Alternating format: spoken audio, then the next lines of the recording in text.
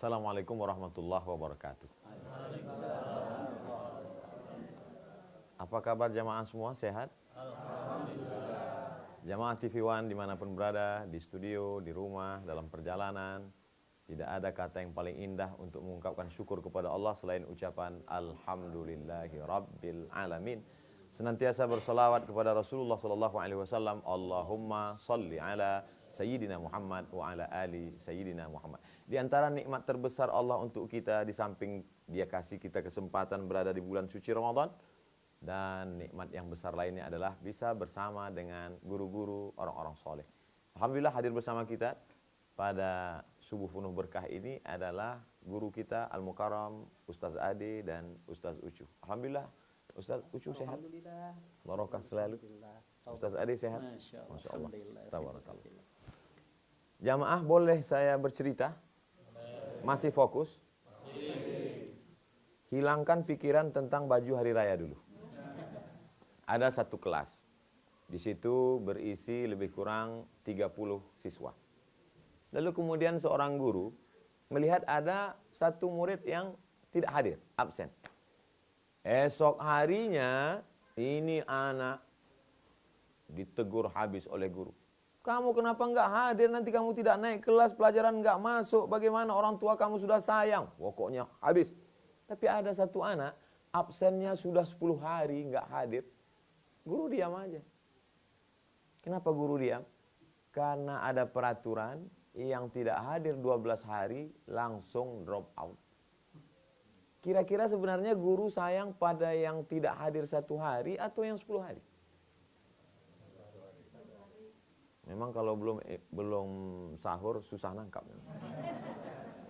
Sebenarnya guru sayang pada yang tidak hadir 1 hari. Dia ingin supaya siswa ini tetap hadir karena dia ingin siswa ini tetap berada di kelasnya. Adapun yang 10 hari sudah tidak hadir, dia diam saja supaya nambah terus 11 hari, 12 hari sehingga sekolah akan dikeluarkan dari sekolah karena sudah tidak hadir 12 hari. Jadi sebenarnya dalam hidup ini kita banyak keliru menilai Allah Subhanahu wa taala. Ustaz Somad, kemarin saya ketika masih banyak dosa, buat maksiat, mabuk, sakau, rezeki saya lancar, rumah saya mewah, kendaraan saya hebat. Tapi sekarang begitu hijrah, satu persatu nikmat dicabut Allah Subhanahu wa taala. Apa sih sebenarnya? Padahal kalau kita berpikir dengan cara pandang Allah Subhanahu wa taala, justru Allah sedang sayang. Allah buat hamba itu sakit. Ma yusibul mu'min min nasabin wala saqamin wala syaukin yastakuha. Sakit yang datang, susah hati, gundah gulana, bahkan duri yang menusuk tapak kaki, illa kafarallahu anhu biha sayyi'atuh. Sesungguhnya dengan itu Allah ingin membersihkan segala dosa-dosa kita. Maka tidak ada cara lain selain husnuzan kepada Allah. Apa kata Allah dalam hadis qudsi? Ana inda husni zanni 'abdi bi. Aku menurut prasangka hambaku kepada aku. Ada orang-orang yang diulur Allah rezeki. Umli lahum, kata Allah SWT. Aku ulur untuk mereka. Umurnya aku buat panjang. Rezeki aku buat melimpah ruah. Anaknya dibuat sehat. Keluarganya dibuat lengkap. Jabatannya dibuat tinggi. Padahal sebenarnya apa kata Allah SWT? Inna kaidi matin. Tipu dayaku amat sangat kuat. Mereka menyangka sedang menipu Allah. Lihatlah. Aku tidak pernah sholat, tidak pernah puasa, tidak pernah berhaji padahal harta banyak, tidak pernah menyambung silaturahim, tidak pernah ke masjid. Tapi rumah besar, mobil mahal, aku sedang menipu Allah. Padahal sebenarnya, yukhadi'un Allah, mereka menyangka sedang menipu Allah. Wa huwa khadi'uhum, Allah lah yang sedang memainkan mereka dalam tipu daya. Tipu daya ini disebut dengan istidraj. Diambil dari kata dal, ra, jim, azab yang tertunda. Ada orang-orang yang dibuat Allah Subhanahu wa taala diuji, ahasiban nasu ayyutraku ayyaqulu amanna. Apakah manusia itu dibiarkan begitu saja berkata amanna, kami beriman, kami mukmin, hanifan musliman, wa ma ana minal musyrikin.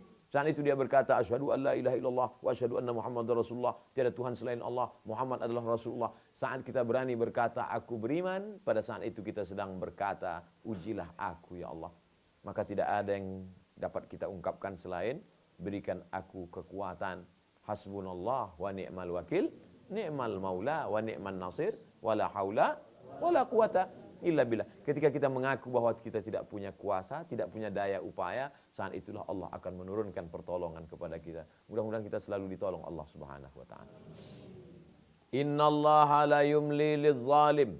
Allah sengaja mengulur kepada orang-orang yang zalim itu, diulur umur panjang, diulur rezeki melimpah ruah, diulur dunia dengan kehebatannya. Lalu kemudian manusia yang tidak beriman cemburu kepada dia. Apa kata orang melihat harta yang dimiliki Qarun?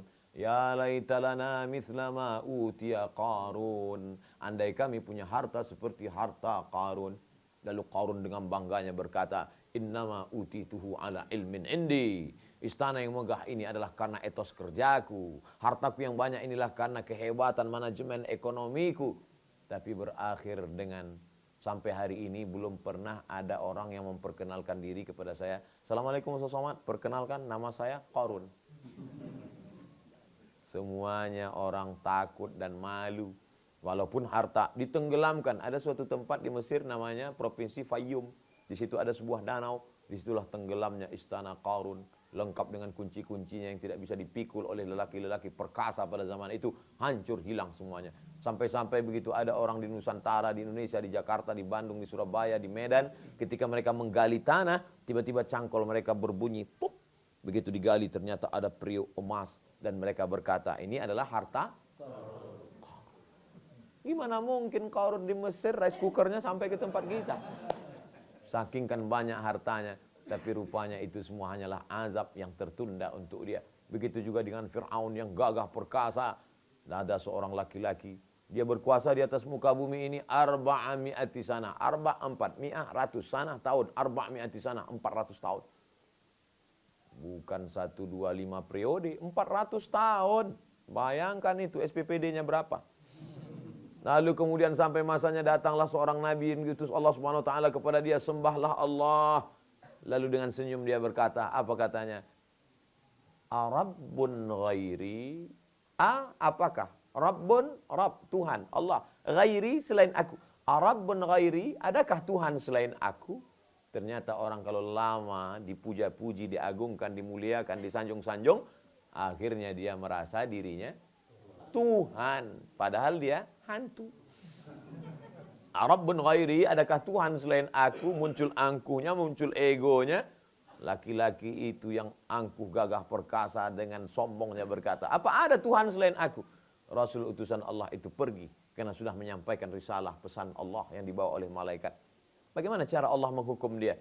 Seekor nyamuk datang masuk ke dalam lubang hidungnya, masuk ke rongga, menggigit otaknya. Lalu kemudian dia mulai memukul-mukul kepalanya. Namun nyamuk itu tidak hilang. Malah nyamuk itu menggigit otaknya di dalam. Akhirnya dia menghantukkan kepalanya ke dinding. Dia ambil martil besar, dia pukul, mati.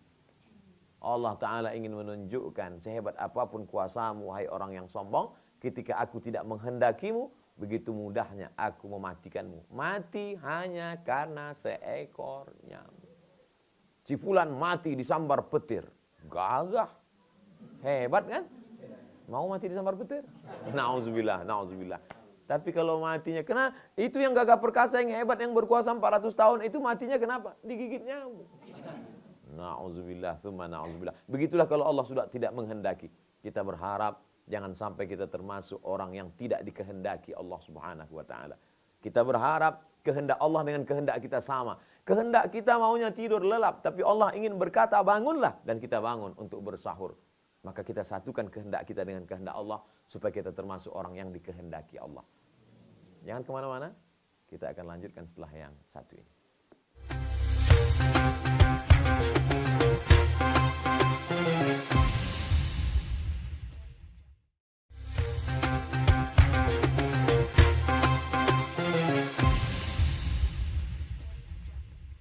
Jamaah Ikhwan di studio dimanapun berada, kita masih dalam program Indahnya Ramadan. Jamaah masih menghendaki acara ini? Masih. Masya Allah. Dari suaranya terlihat kejujuran dari lubuk hati yang paling dalam. Masya Allah. Karena begitu, sudah sahur. Ya? Sudah sahur juga. Karena sudah sahur. Andai tadi belum sahur, masih menghendaki? Masih, Ustaz. Alhamdulillah, ketika kita menghendaki, ada kehendak, dan Allah juga punya kehendak. Ana urid huwa yurid, hiya turid, Allah fa'alul lima yurid. Kita mau, dia mau, kamu mau, tapi Allah maha berkemauan. Dan yang terwujud terjadi adalah bukan kemauan kita, tapi kemauan Allah. Seringkali kita paksa Allah untuk ikut kemauan kita. Allah kita paksa untuk ikut kemauan kita, ketika Allah tidak mewujudkan, lalu kita katakan, apa nih Allah? Na'udzubillah. Makanya seringkali selesai sholat kita katakan, La ilaha illallah, wahdahu la syarikalah, lahul mulku, wahul hamdu, yuhyi wa yumit, wa huwa ala kulli syai'in qadir. Sekali kita katakan, satu garis. Belum jelas. Dua kali kita katakan, dua garis. Mulai jelas. Tiga kali kita katakan, terhunjam dalam hati. Makanya itu bukan sekedar mantra. Itu adalah doa, itu ucapan. Kuat-kuat dikatakan. La ilaha illallah syarikalah, lahul mulku, wa lahul hamdu, yuhyi wa yumit, wa huwa ala kulli syai'in qadir. Ini kadang orang selesai sholat, qadir. Alhamdulillah, Ustadz Adi bersama kita. Mudah-mudahan Ustaz Adi berkenan menjelaskan kepada kita. Mudah-mudahan kita tidak termasuk orang yang tidak dikehendaki Allah Subhanahu wa taala. Silakan Ustaz Adi. Nah, alhamdulillah, syahadu an la ilaha illallah wa syahadu anna Muhammadar Rasulullah, amma ba'du. UAS dan Ustadz Ucu yang saya cintai, sahabat UAS dan pemirsa indahnya Ramadan TV One. Dalam sebuah ungkapan Rasulullah SAW mengatakan, Innallaha idza ahabba 'abdan ibtalahu. Sesungguhnya Allah Subhanahu wa taala manakala mencintai seorang hamba, ibtalah, Allah Subhanahu wa taala akan menguji hamba itu. Jadi sejatinya justru ketika kita mendapatkan ujian, ketika itu kita diperhatikan oleh Allah, dan itu artinya kita dicintai oleh Allah. Oleh karena itulah dalam ungkapan yang lain Kanjeng Nabi SAW mengatakan, ajaban li amril mu'min. Inna amrohu kullahu lahu khair, wa laysa dzalika li ahadin illa lil mu'min. Idza asabatu sarra syakara wa huwa khairullah, wa idza asabatu dharra sabara wa huwa khairullah. Ajaban li amril mu'min. Orang beriman itu mengagumkan. Orang mukmin itu mempesona. Bagaimana tidak? Inna amrohu kullahu lahu khair. Segala sesuatu yang menimpa dirinya senantiasa baik. Walaysa dzalika li ahadin illa lil mu'min. Dan ini enggak ada pada orang lain. Hanya orang mukmin sajalah yang mempesona ini. Kenapa? Idza asabatu sarra syakara wa khairullah. Kalau dia diuji dengan kebaikan, keuntungan, kesuksesan, kegembiraan, kebahagiaan, ya jabatan naik, gaji lancar, bonus dapat, anak istri sehat, syakara, dia syukur. Wa huwa khairullah, dan itu baik bagi dia. Wa idza asabatu dharra, tapi sebaliknya, kalau dia diuji dengan kesulitan, tantangan, rintangan, halangan, cobaan, godaan, ujian, duit nggak punya, hutang gede, tetangga dengki, keluarga sakit, sabaro, dia sabar. Wa huwa khairullah, dan sabar itu baik baginya. Jadi nampak sekali UAS dan sahabat UAS serta pemirsa TV One yang saya cintai, yang disayangi Allah Subhanahu wa taala, justru ketika Allah Subhanahu wa taala menguji kita, dan bentuk ujian itu ada dua, yaitu sarra dan dharra, kebaikan dan kesulitan, kita kemudian mensikapinya dengan dua hal, yaitu syukur dan sabar, maka ini adalah jalan kita untuk mendapatkan kebaikan dan mempesona di hadapan Allah Subhanahu wa taala. Yang masalah, yang bahaya adalah ketika Allah Subhanahu wa taala sudah mencuekkan kita. Sudah tidak peduli lagi, ya kan? Sehingga bahasa yang UAS tadi angkat adalah istidraj. Istidraj itu kalau bahasanya Ustadz Ucu, nyungkun. Ya, kata orang Jawa, ngelulu. Ya, ayo lo, awas lo ya. Kita melarang anak kita main. Kalau di Priuk, di got. Ya, kita udah larang tapi tetap aja main. Akhirnya kata orang tuanya apa? Main. Nyebur lo ya sekalian. Nah, itu bukan nyuruh, itulah istidraj. Akhirnya kemudian tidak peduli lagi. Na'udzubillah min dzalik. Manakala Allah sudah tidak peduli lagi. Yang kita harapkan adalah ketika kita diuji dengan dua hal, kita mensikapinya dengan baik. Oleh karena itulah, UAS sering mengangkat ayat tentang wa may yattaqillaha yaj'al lahu makhraja. Coba perhatikan.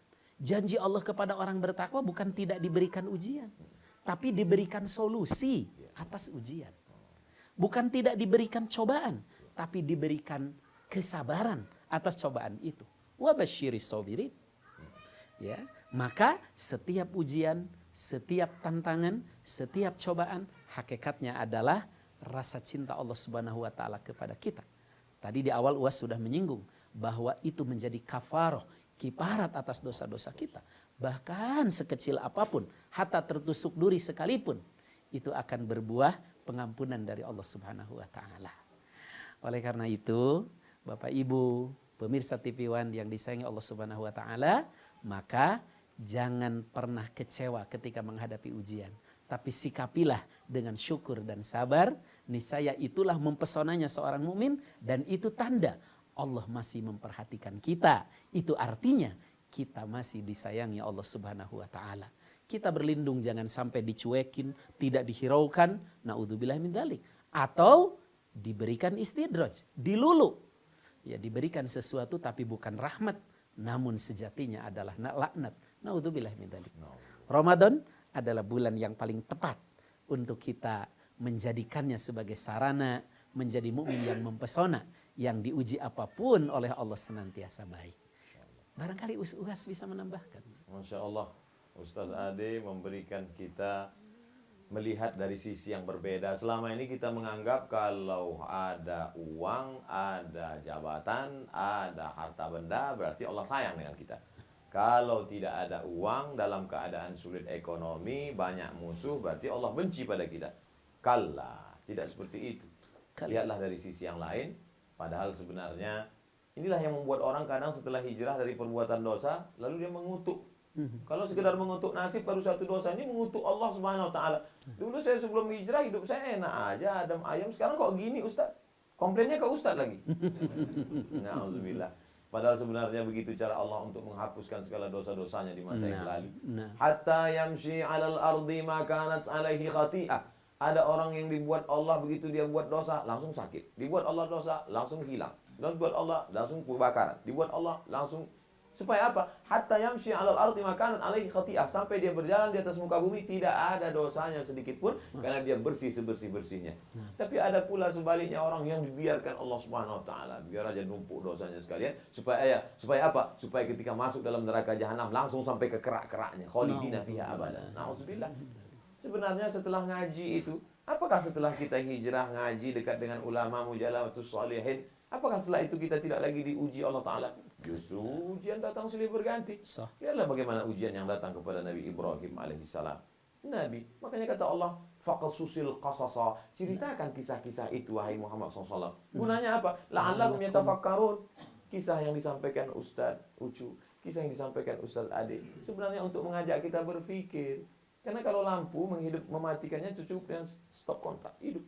Tapi untuk mengajak berpikir ini bagaimana? Dengan mendengar kisah-kisah itu. Maka selama ini banyak orang sebenarnya isi kepalanya off. Karena Allah masih sayang nggak kelihatan. Kalau Allah tidak sayang tertulis ini off. Ustaz Ucu dan Ustaz Adi sudah meng-on-kan pikir. Meng-on-kan, bukan meng-on-kan. Meng-on-kan supaya kita berpikir. Kita akan teruskan lagi berpikir dan mendapatkan jawaban-jawabannya setelah yang satu ini. Masya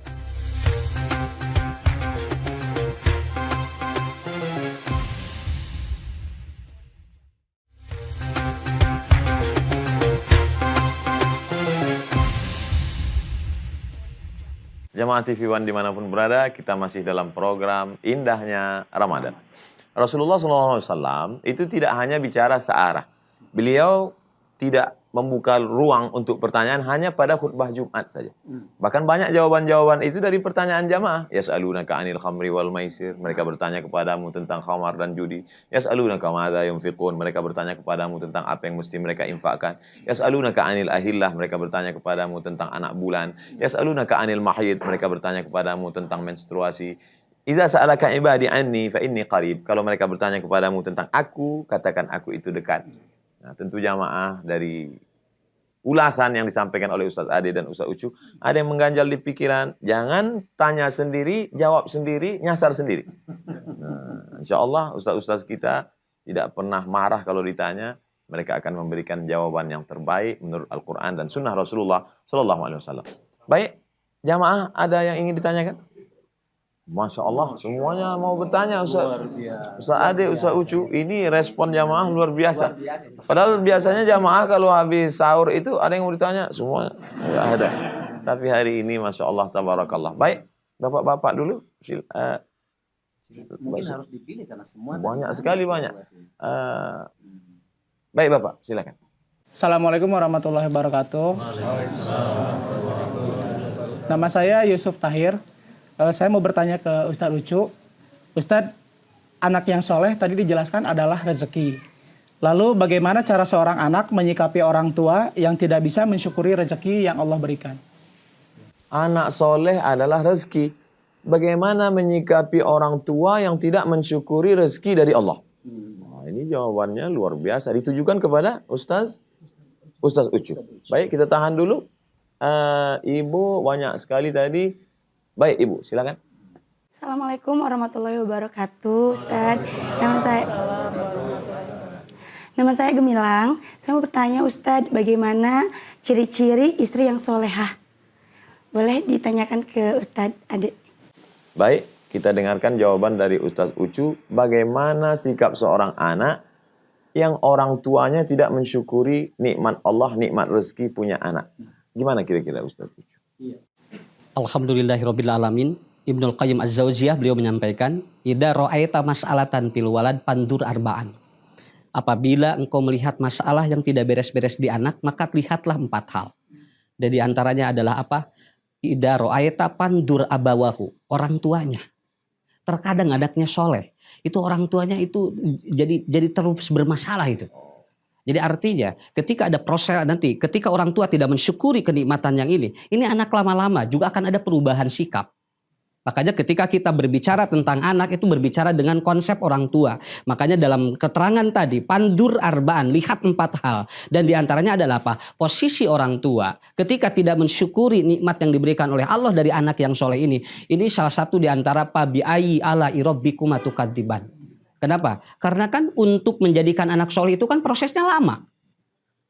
Kemudian dia untuk menjadi berbakti kepada juga lama. Kata Rasulullah, apabila orang ataupun anak ingin berbakti kepadamu, maka lakukan 4 hal dalam hidup ataupun dalam keluarga. Yang pertama adalah kata Rasulullah Shallallahu Alaihi Wasallam, yaitu lihatlah apa yang kecil dari anakmu. Ini kan salah satu nanti anak akan berbakti kepada kita kan. Supaya nanti orang tua juga paham apa yang harus dilakukan oleh orang tua terhadap bantu, kata Nabi katanya. Wa yusya'id, bantulah anak untuk melakukan 4 hal. Satu artinya lihat apa yang kecil di anak. Yang kedua adalah apa? Jangan remehkan potensi yang ada di anak. Yang ketiga, jangan bebani otaknya. Dan yang keempat adalah jangan kau maki anak Anda. Kenapa? Memaki anak sama dengan anak tidak menikmati rezeki dari Allah. Setiap hari anak ini capek buat otaknya. Dia dibombardir dengan bermacam-macam makian dari orang tua. Beban yang sangat luar biasa. Muncullah penyakit-penyakit di anak-anak. Akhirnya apa? Anak yang tadinya musoleh jadi tidak. Kenapa? Orang tua yang tidak mensyukuri nikmat Allah itu lama-lama akan terkikis kehidupan yang tadinya baik menjadi tidak baik. Jadi saya kira tugas kita sebagai orang tua harus betul-betul harus maksimal luar biasa. Ketika mendapatkan anak yang soleh, insya Allah itu akan tadi dalam hadis Nabi ada seorang yang masuk surga. Lalu dia kaget, ya Rasulullah, saya tidak punya amal yang baik, tapi ternyata saya masuk surga. Ada apa katanya ini? Kemudian, Robbi ayu syai'in hada. Fayaqulullahu azza wa jalla li istighfari waladika laka. Tuh anakmu tiap hari berdoa untuk mengampuni dosa-dosamu kepada Allah. Jadi anak yang sukses, orang tua yang sukses bukan yang menjadikan anaknya jadi pejabat, anaknya jadi konglomerat, anaknya dia itu sekolahnya tinggi, tapi yang membuat anaknya berdoa tiap hari. Rabbana gfirli wali walidayya warhamhuma kama rabbayani shaghira. Itu kata Nabi, sukses orang tua itu. Jadi saya kira memiliki anak yang itu aja udah cukup. Masya Allah, tabarakallah jawaban dari Ustaz Ucu. Supaya kita orang tua yang selama ini ada ungkapan anak durhaka, ternyata kenakalan orang tua juga luar biasa. Jawaban Ustaz Ucu mengingatkan kita lagi bahwa ada hal kecil terkecil kita sepelekan remeh-temeh, tapi sebenarnya itu besar di hadapan Allah. Bagaimana mensyukuri nikmat anak, berapa banyak orang yang begitu susah perlu dapat anak ini, perlu bayi tabung sampai ratusan juta. Ditanya, saya Ustaz Ucu berapa kali jamaah nanya, Ustaz apa hukum bayi tabung? Saya belum punya anak, begitu sulitnya. Tapi begitu Bapak sudah punya anak, mengapa disia-siakan? Padahal ini rezeki yang luar biasa. Mudah-mudahan kita termasuk orang yang nanti mendapatkan istighfar ampunan, mendapat tetesan rahmat akibat buah dari amal soleh anak-anak kita insya Allah. Pertanyaan yang kedua tadi, khusus untuk Ustaz Ade, rezeki dalam bentuk istri solihah Apa sifat-sifatnya? Apa karakternya? Bagaimana? Masya Allah. Terima kasih Uwas. Bapak Ibu yang saya hormati, nampaknya jawaban yang terbaik adalah jawaban dari Kanjeng Nabi SAW. Beliau dalam sebuah hadisnya mengatakan, khairun nisa imra'atun idza nadurta ilaiha sarratka wa in amarta atau atka wa in ghibta hafidhat fi malika wa nafsiha. Wanita yang terbaik adalah istri yang kalau dipandang suami menyenangkan. Yang dimaksud dipandang menyenangkan bukan berarti harus selalu dempul melulu. Tapi wajah yang selalu qanaah, selalu sumringah, menerima apa adanya. Tidak ada istilah wajah tanggung bulan dan seterusnya. Ya. Wa in amarta atau atka, jika diperintah mentaati. Seorang istri yang baik tidak melihat jenis perintahnya, tapi lihatlah siapa yang memerintahkannya. Karena kadang-kadang suami itu kalau kata Ustadz Ucu, ogohan, kolokan kata orang Jakarta. Urusan yang kecil-kecil saja sepatu, pengen istri yang menyediakan. Tapi itulah dinamikanya, disitulah keindahannya. Ya. Dan yang ketiga, wa in ghibta hafidhat fi malika wa nafsiha. Kalau engkau tidak ada, dia menjaga diri dan dirinya dan harta suami. Ini dalam hadis yang satu. Dalam riwayat lain beliau mengatakan, idza sholatil mar'atu khamsaha wa shaumat syahraha wa hafidhat farjaha wa ata'at zaujaha qila laha udkhulil jannah min ayyi abwabil jannati syi'ti. Kalau wanita sudah sholat 5 waktu, saum 1 bulan di bulan Ramadan, menutup aurat, menjaga kehormatan dan taat pada suami, nanti akan dikatakan pada hari kiamat, silahkan masuk surga dari pintu mana saja yang engkau mau. Ini dari 2 hadis tentang ciri-ciri wanita salihah. Saya yakin Uwas punya hadis lain yang bisa ditambahkan. Tungkahul mar'atu li arba'. Perempuan dinikahi karena 4. 5 liha karena hartanya. Berapa banyak bapak-bapak ketika kita tanya, kenapa bapak milih ini? Sebenarnya dulu banyak yang mau Pak Ustadz, tapi ini cincin emasnya yang paling banyak. Yang kedua, wali hasabiha, karena keturunan darah biru. Masya Allah, tabarakallah. Ini keturunan bangsawan Pak Ustadz. Apa itu? Bangsa yang hidup di awan. Lalu kemudian wali jamaliha. Jamal dengan alif artinya karena cantiknya. Tapi kalau tidak dengan alif, wali jamaliha karena ontanya. Wali jamaliha karena cantiknya, Masya Allah, tabarakallah. Kalau puji-pujian orang di Sumatera, rambutnya bak mayang terurai, bibirnya bak delima merekah, alisnya bak semut beriring. Tapi rupanya ibarat bunga, dia akan menjadi kuntum, mekar, cantik, harum semerbak, kemudian layu. Yang dulu seperti mayang terurai, sekarang sudah seperti sumbu kompor yang tidak. Yang sebelumnya seperti semut beriring, sekarang sudah seperti PNS bubar barisan. Oleh sebab itu yang kekal abadi, kata Nabi, pandanglah yang keempat.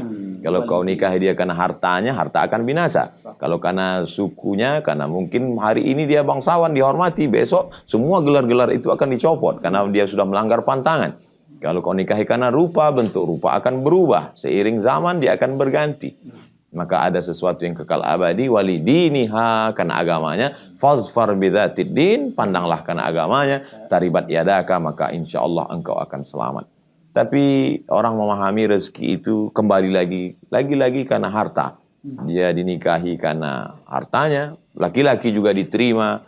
Maka Masya Allah, tabarakallah, sering duduk mujalah satu solehin, duduk dengan orang soleh, tidak hanya mendapat keberkahan ilmu, tapi cara pandang kita dengan hidup berubah. Banyak orang menganggap kalau sudah hijrah itu rezeki saya akan berubah.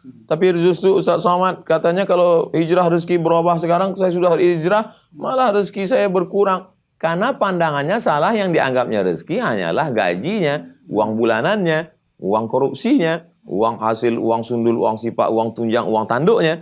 Padahal sebenarnya bukan itu. Justru ketenangan batinnya lebih tenang. Lalu kemudian anak-anaknya soleh dan solehah. Maka kita berharap dengan cara pandang yang baik ini, kita ke depan juga selalu diberikan rezeki yang baik-baik, insya Allah. Udkhulu min abwabin mutafarriqah. Masuklah dari pintu yang beraneka ragam. Jangan hanya dari satu pintu saja. Karena kalau kita melihat dari satu pintu, maka kita akan menganggap pintu yang lain tertutup. Tapi begitu kita lihat ada banyak kebaikan-kebaikan, maka insya Allah keberkahan. Allahumma barik li ummati fi bukuriha. Berikan berkah pada umat ini pada waktu paginya. Semakin pagi kita bangun, maka semakin di situ pula kita mendapatkan keberkahan-keberkahan. Keberkahan itu seperti burung yang terbang. Maka ketika burung terbang melihat ada dahan seperti madu, seperti lebah yang terbang, dia lihat ada situ bunga-bunga, maka di situ dia akan makin banyak. Maka ketika kita bangun pada waktu pagi, membiasakan di awal hari, setelah itu beristighfar, disitulah dibukakan Allah pintu keberkahan-keberkahan. Karena setiap yang berpuasa di Ramadan pasti dia akan sholat berjamaah. Setelah sholat berjamaah subuh dia akan duduk menunggu qobliyah, khairum minad dunya wa ma fiha. Dan setelah itu pula dia akan sholat subuh berjamaah, duduk berzikir mendengarkan tausiah kultum subuh. Maka insya Allah, Allah bukakan pintu rezeki kita insya Allah. Amin. Ya Rabbal Alamin. Jangan beranjak dulu, jangan kemana-mana. Kita akan lanjutkan setelah yang satu ini.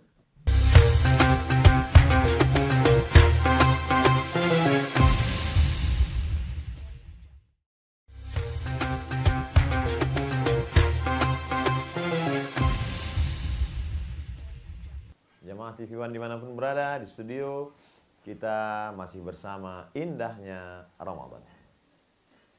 Jamaah sekarang amat sangat pandai menyimpulkan kajian, disimpulkan sendiri. Oleh sebab itu mesti dikawal pemahaman sesuai Quran dan Sunnah. Dikawal oleh jawaban-jawaban. Alhamdulillah kita memohon kesediaan guru-guru kita untuk menyimpulkan pertemuan kita ini. Semoga dia menjadi bekal buat kita pulang, menjadi oleh-oleh hadiah sehingga dapat menerangi jalan kita dan menjadi amal soleh insyaallah. Kepada Al-Mukarram Ustaz Ucu dipersilakan. Alhamdulillah, ini pertemuan yang sangat luar biasa. Satu hal ilmu yang memang luar biasa, Pak. Saya senang dan bahagia bertemu seperti ini, dan ini merupakan salah satu energi yang kuat. Mudah-mudahan kita sampai kepada Allah dalam keadaan husnul khatimah. Inna nafsan la tamuta hatta balaghahu. Sesungguhnya diri tidak akan dimatikan oleh Allah kecuali kalau sudah sampai satu ajaluhu, ajalnya. Orang mati bukan karena penyakit, tapi ajalnya sudah sampai. Wa huwa rizquhu, yang kedua rezekinya sudah selesai. Kalau ibu punya anak, bapak punya anak, lalu di hari yang kedua meninggal, sampai di sanalah rezeki anak kita. Kalau sudah beres rezekinya, Allah akan panggil ruh kita. Demikian pula kalau kita masih panjang, berarti ada rezekinya bagi kita semuanya. Maka ada hal-hal yang harus kita pahami agar Allah ridho kepada kita. Yang pertama ikhtiar aja, Pak. Ibu ikhtiar, bapak ikhtiar yang terbaik. Cari yang terbaik menurut ridho Allah. Yang kedua adalah qanaah. Kita terima apa yang sudah jadi keputusan dan diberikan oleh Allah. Yang ketiga adalah syukur nikmat. Yang keempat adalah takwakal. Dan yang kelima, tidak luput kita selalu berdoa kepada Allah Subhanahu wa Ta'ala. Demikian. Kesimpulan, kaji, inti, saripati dari semua yang sudah dijelaskan tadi. Kita dengar berikutnya dari Ustaz Adi. Alhamdulillah. Bapak Ibu, hidup itu memanage masalah. Tidak ada hidup yang tidak punya masalah. Kan? Kaya punya masalah, miskin punya masalah. Kerja punya masalah, nganggur punya masalah. Justru kalau ada orang yang hidup tidak punya masalah, itulah masalahnya, Was. Masalahnya adalah dia tidak punya masalah. Hidup itu memanage masalah. Oleh karena itu, jangan berburuk sangka atau suudzon billah ketika Allah menguji kita dengan masalah. Karena bagi kita yang terpenting, bagaimana Allah memberikan solusi atas masalah itu. Bukankah janji Allah, wa may yattaqillaha yaj'al lahu min amrihi yusra. Siapa yang bertakwa kepada Allah, buah dari Ramadan yang kita raih, Allah akan mudahkan segala urusannya. Urusan apa? Urusan apa saja. Urusan keluarga, urusan anak, urusan pekerjaan, urusan bisnis, urusan apa saja. Semua akan Allah mudahkan. Untuk itu, jangan khawatir ketika Allah sedang menguji kita. Justru memohonlah kepada Allah agar selalu diberikan solusi dan alternatifnya. Wallahu a'lam bishawab. Jazakumullah khairan, ahsanallah ilaikum. Kita ucapkan banyak terima kasih kepada guru kita di tengah kesibukan mereka, masih sempat mengajarkan kita tentang kebenaran. Semoga umur mereka panjang, disehatkan badan mereka. Di akhir majelis yang penuh barakah, kita memanjatkan doa kepada Allah Subhanahu wa Ta'ala. Rabbana alaika tawakkalna, kepada Engkau kami bertawakal, wa ilaika anabna, kepada Engkau kami berserah diri, wa ilaikal masir, kepada Engkau kami semua akan kembali ya Allah. Allahumma ja'alna radina liqada'ik, jadikan kami orang-orang yang ridha menerima takdirmu ya Allah. Allahumma inna nas'aluka ridhaka wal jannah. Kami mohon ridhamu dan surgamu ya Allah. Wa na'udzubika min sakhatika wan nar. Jauhkan kami dari murkamu dan nerakamu ya Allah. Allahumma ajirna minan nar. Selamatkan kami dari nerakamu ya Allah. Rabbana atina fid dunya hasanah. Berikan kami dalam keduniaan, dalam kehidupan dunia ini kebaikan. Wa fil akhirati hasanah. Dan pada kehidupan akhirat nanti juga kebaikan. Wa qina adzabannar. Selamatkan kami dari azab nerakamu ya Allah. Rabbana ighfir lana dzunubana, ampunkan dosa kami, wali abaina, ayah kami, wali ummahatina, ibu kami, wali azwajina, pasangan hidup kami, wali abnaina, wali dzurriyyatina, anak cucu keturunan kami, wali zu'amaina salihin, pemimpin-pemimpin kami yang saleh, wali man hadarana, saudara-saudara kami yang hadir di studio ini, ampunkan silap salah dosanya ya Allah. Wali man ghaba anna, yang tidak dapat hadir bersama kami tapi tetap mengikuti acara ini, juga ampunkan silap salah dosa mereka ya Allah. Wa adkhilnal jannata ma'al abrar, masukkan kami dalam surgamu bersama orang-orang yang kau pilih menjadi hamba terbaikmu ya Allah. Allahumma jama'na ma'al habibil mustafa fi jannatikal ula, masukkan kamu dalam surga jannatul firdaus bersama Nabi Muhammad sallallahu alaihi wasallam. Allahumma khtim lana bi husnil khatimah wa la takhtim alaina bi su'il khatimah. Wa sallallahu ala nabiyyina Muhammad wa ala alihi wa sahbihi wasallam walhamdulillahi rabbil alamin.